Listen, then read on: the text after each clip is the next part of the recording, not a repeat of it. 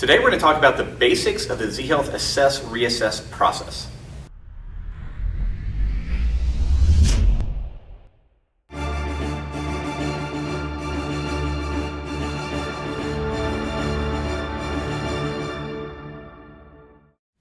If you've been watching this blog for any period of time, you know that we talk a lot about reassessment in Z-Health. So today what I want to do is talk a little bit about the neurology and the concept behind why we reassess as much as we do and what it means for you in terms of how to apply it. So what I want you to look at quickly is this little loop over here. The last few weeks I've been doing blogs about the neurology behind Z-Health. And one of the things we talk a lot about is this idea of what we call Neurology 101, which is how your body works. Basically, as you're going through life, your eyes, your ears, your skin, your movement, that's all sending input into your brain. Now, once it hits your brain has to integrate and interpret that information, decide what to do with it, and then create an output. So whenever you're in the gym, whenever you are training at home, whenever you're out for a run, whatever it is that you do, most of us spend a lot of our time focused on outputs. How's my lifts? How's my technique? How's my form? One of the things I want you to understand about Z-Health is that we are very input focused. So whenever we're working with someone, we test a lot of different things to see if I change the input, does that eventually change the output in a positive way?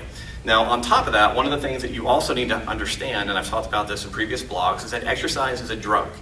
And it's very, very important that you recognize that not every exercise is appropriate for everyone at once. Anytime you go to, if you have a headache, you don't want to take necessarily a diabetic medication for a headache because it's the wrong drug.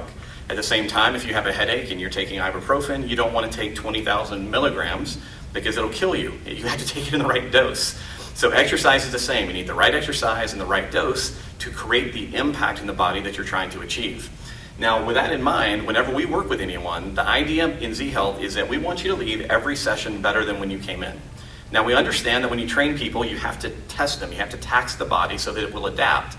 But our goal is to always create a level of difficulty or intensity that's in the right dosage with the right exercise. And so that means that every time you're training with a Z-Health trainer or training yourself, you want to reassess regularly because there are some simple ways that you can look at the human body to go, hey brain, did you like this input or did you dislike this input?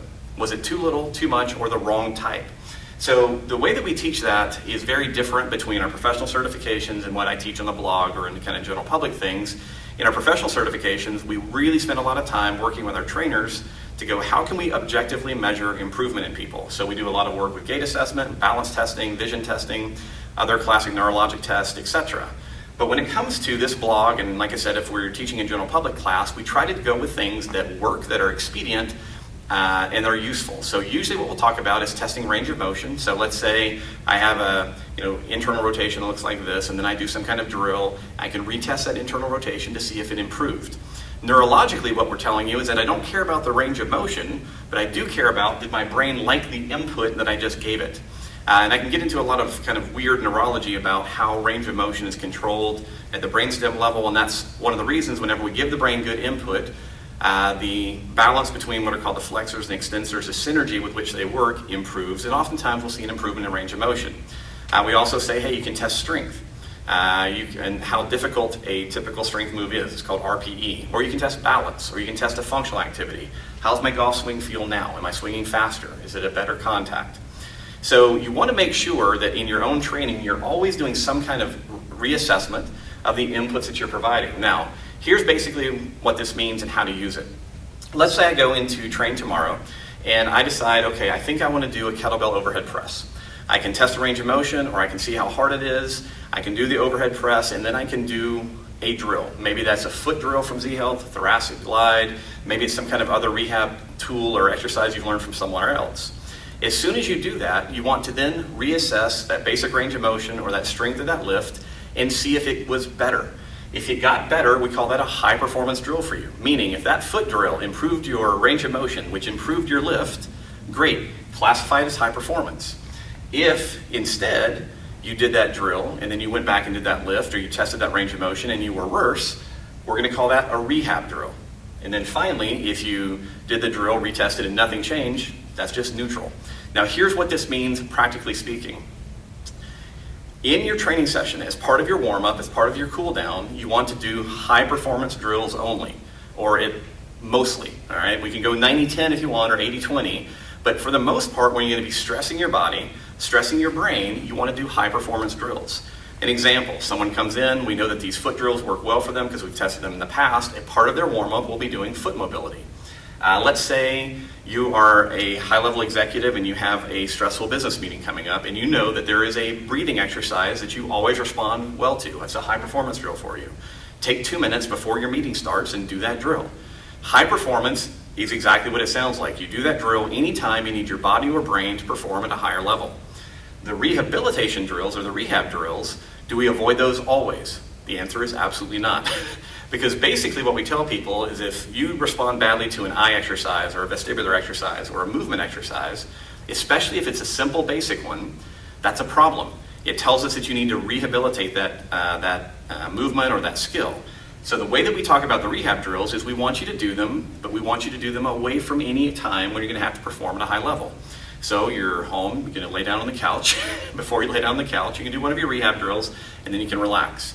Because the idea is over time to turn that rehab drill at least into a neutral exercise, or eventually maybe into a high performance drill. So finally then we come to the neutral. So let's say you do an exercise, you retest it, and nothing changes for you. What do we do with that? Here's what I tell people. In general, that means it's neither good nor bad. The input that you're providing is neutral. It's very normal for your brain. So if you're in a hurry, you can leave that exercise out of your warm-up. If you are in a hurry, you can leave that exercise out of your cool-down. If that exercise feels good to you, go ahead and do it. If you don't enjoy doing it or you're trying to save time, then you skip it. It's a really, really simple concept. The only thing I tell people about neutral drills is that you need to revisit them every month or 2 months, because as your body changes, as you adapt and grow and progress, what was neutral may become high performance, or it may become a rehab drill based off what's happening and how your training's going. So at the most basic level, that is kind of how we approach the assess-reassess process. And please remember, like I said, that we understand that when we teach range of motion or strength testing or whatever to the general public, we understand that is a more subjective reassessment, but it's still useful. It is a window into how your brain is responding to the immediate inputs that you're providing in a training session, and it can be a valuable guide in getting the most out of what you do and also staying as injury-free as possible. So hopefully this gives you some ideas around how to use reassessment a little bit better, how to categorize it. If you have any questions about this, please let us know. Otherwise, good luck in your training.